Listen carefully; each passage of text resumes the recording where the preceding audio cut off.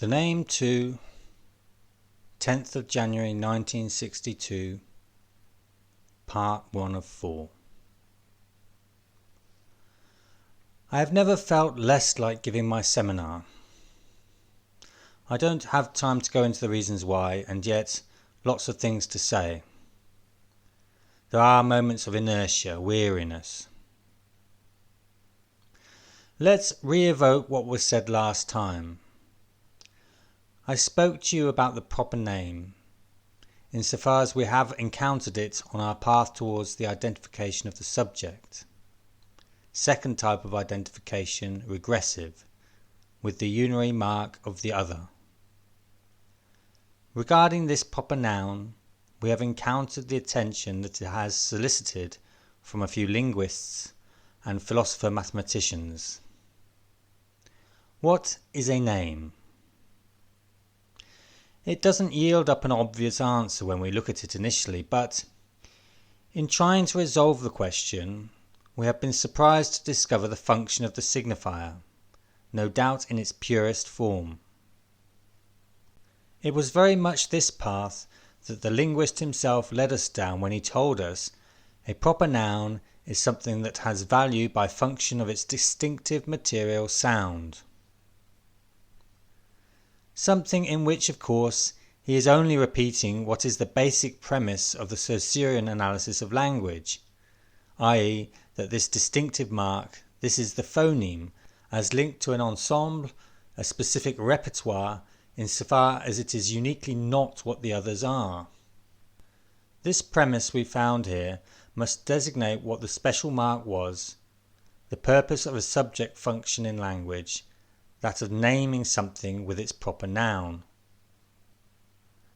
We definitely could not rest content with this definition as such, but we were still on the right track towards something, and this something we have at least approached it, pinned it down, by designating it thus. It is, if we can put it this way, under the heading of a latent form of language itself, the function of writing, the function of the sign, as it is itself read as an object. It is a fact that letters have names. We are too much in the habit of confusing them with the simple nouns that they have in our alphabet that, particularly in French, appear to be easily confused with the phonemic emission to which the letter has been reduced. An A in French appears to mean the emission A. A B in French is not, correctly speaking, a B. It is only a B insofar as in order for the consonant B to be heard, it has to rely on a vocalized, vowelized emission. Let's look at things in more detail. We will see, for example, that in Greek, alpha, beta, gamma, and so on are indeed names, and, a surprising fact, they are names that have no meaning in the Greek language in which they are formulated. In order to understand them, it has to be realized that they are reproducing the corresponding names of letters in the Phoenician alphabet, a Proto-Semitic alphabet, an alphabet that we can, as such, reconstruct from a certain number of stages or strata of inscriptions. We find the signifying forms of them, these names, have a meaning in language,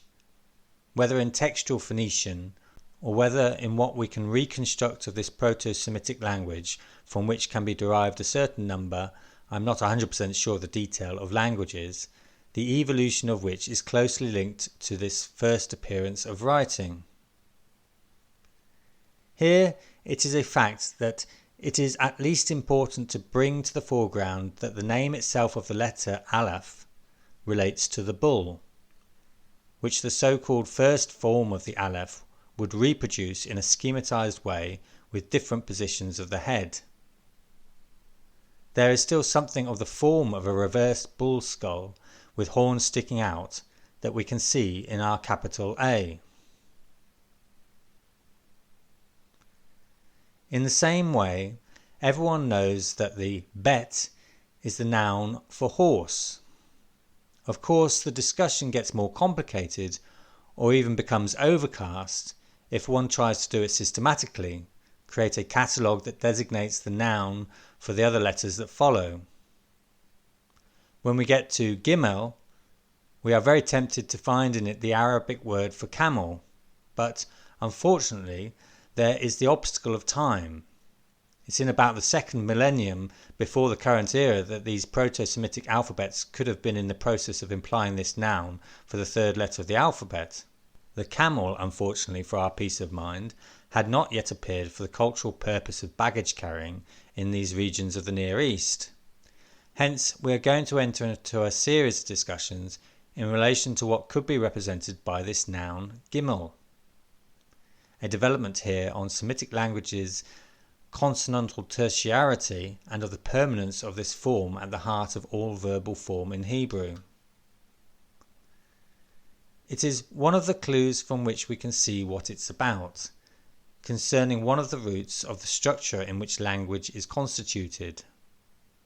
being this thing that is first called the reading of signs, insofar as they already appear before any use of writing. I indicated it to you last time as I was finishing, an astonishing thing, in a way that seems to anticipate the most current alphabets, that are the direct ancestors of our own, Latin, Etruscan, etc., ones that can be found, by way of the most extraordinary historical mimicry in English, in an identical form in the marks on pottery from pre-dynastic ancient Egypt. These are the same signs, even though their use as letters is not at issue, as they could not have been at this time in any way employed in an alphabetical way, the birth of alphabetical writing being in the distant future at this time. You know that even earlier I made an allusion to these famous Madazil pebbles that are not insignificant amongst the finds made at that site, to the extent that there is a stage designated by the term Azilian at the end of the Paleolithic, from the fact that it relates to the technological point of evolution that can be defined from it at the end of this Paleolithic, in the period properly speaking not transitional but pre the transition between Paleo and Neolithic. On the pebbles from Madazil we find analogous signs of which the striking strangeness of so closely resembling the signs of our alphabet has been able to mislead, as you know, minds that are not particularly mediocre, into all kinds of speculations that were only able to lead to confusion or even ridicule. It remains, nevertheless, that the presence of these elements allows us to put our finger on something that stands out as radical in what we can call the clasp that attaches language to the real. Of course, a problem that is only posed insofar as we have been able to see the necessity to start with,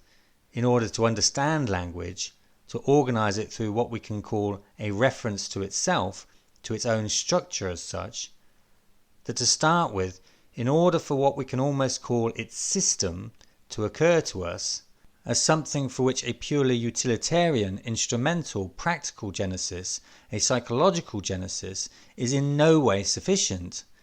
that shows us that language, as an order, as a register, a function of which the whole question is that we have to see it as capable of functioning outside any consciousness on the part of the subject, and hence we end up, as such, defining the field as being characterized by the structural values that are its own. As a consequence, we have to establish the link between its functioning and something that carries the mark of it in the real. Where does this mark come from? Is it centrifugal or centripetal? It's there, around this issue, that, at the moment, we are not stuck but at a standstill. It is hence, insofar as the subject, in relation to something that is a mark, that is a sign, already reads, before it is a question of any signs of writing, that he perceives that signs can sometimes carry various reduced, cut-up bits of his speech modulation, and that, by reversing the function, it can, as such, subsequently be agreed as being the grapheme-phoneme correspondence, as one says. And, as you know, it is thus, in fact, that phonetic writing is born. That as far as we know, there is no writing, or to be more precise, that everything that is properly speaking of the order of writing and not simply a drawing is something that always begins with the use of combinations of these simplified drawings, these abbreviated drawings, these defaced drawings that are incorrectly given various labels, in particular ideograms. The combination of these drawings with a phonetic usage of the same signs that seem to represent something, the combination of the two seems clear, for example, in Egyptian hieroglyphs. On the other hand, we could, just from looking at a hieroglyphic inscription, believe that the Egyptians were only interested in the relatively limited stuff depicted, of a certain number of animals, of a very large number, of a truly speaking surprising number of birds, given the number of times that birds can effectively come into it in the inscriptions that need to be remembered, of the forms of a no doubt abundant number of agrarian and other tools, also of a few signs that have no doubt been useful at all times, given their simplistic forms, the unary mark to start with, the bar, the cross, the sign for multiplication, that do not, in other contexts, indicate the operations that have been attached to these signs subsequently. But, in the end, as an ensemble, it is very obvious, even at first glance, that the stuff concerned in the drawings is not proportional to, congruent with, the actual diversity of objects that could legitimately be evoked in these lasting inscriptions. Just as what you see, what I am trying to indicate to you, and what it is important to indicate in passing in order to dispel any confusions for those who don't have the time to go and look at these things themselves, what you see is that, for example, the figure of a great horned owl, to take the form of a bird of the night that is particularly well depicted, that can be found in stone in classical inscriptions, we see it repeated extremely frequently. Why? It is certainly not that it is never to do with this animal.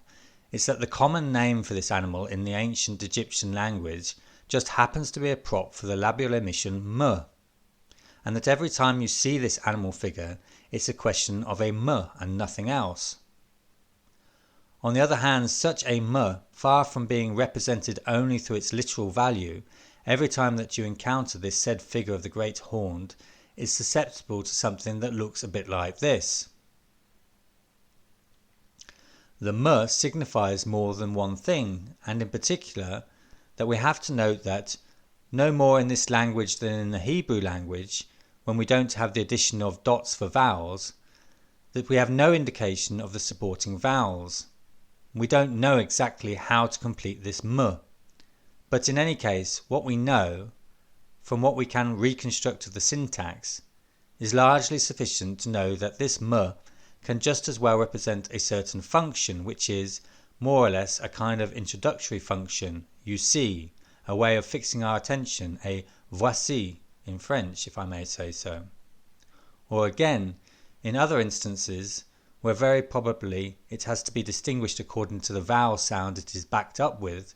it can represent one of the forms, not of negation, but of something, to be precise in a more focused way, of the negative verb, of something isolated as negation within the form of the verb, within a form that can be conjugated, within a form not simply of the ne in French, but of something like, it is stated that no, it is not so. In short, that it is a particular tense of a verb that we are familiar with, which is certainly negative, or even, to be more precise, a particular form with two negative verbs, the verb imi on the one hand, that seems to mean not to be, and the verb tum on the other hand, that indicates more specifically actual non-existence.